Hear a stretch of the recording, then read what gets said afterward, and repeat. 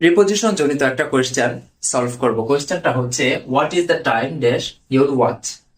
শূন্যস্থানের জন্য অপশন এ তে আছে বাই, অপশন বি তে আছে এট, অপশন সি তে আছে ইন এবং অপশন ডি তে আছে উইথ। আমরা সবাই জানি অপশন ডি তে আছে উইথ, যেটা এই বাক্যের সাথে কোনোভাবে সঙ্গতিপূর্ণ না। তাই সর্বপ্রথম আমরা অপশন ডিটা বাদ দিয়ে দিব। সর্বদা মনে রাখবেন, কাউকে ঘড়ির টাইম জিজ্ঞেস করার ক্ষেত্রে বা কাউকে ঘড়ির টাইম বলার ক্ষেত্রে সর্বদা এই ঘড়ি ওয়াচ শব্দটার আগে প্রিপোজিশন বাই ব্যবহার হয়।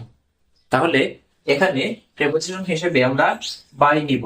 What is the time by your watch, তোমার ঘড়ি অনুসারে কয়টা বাজে। এখানে এটা বলা যাবে না যে তোমার ঘড়িতে কয়টা বাজে, এটা ভুল।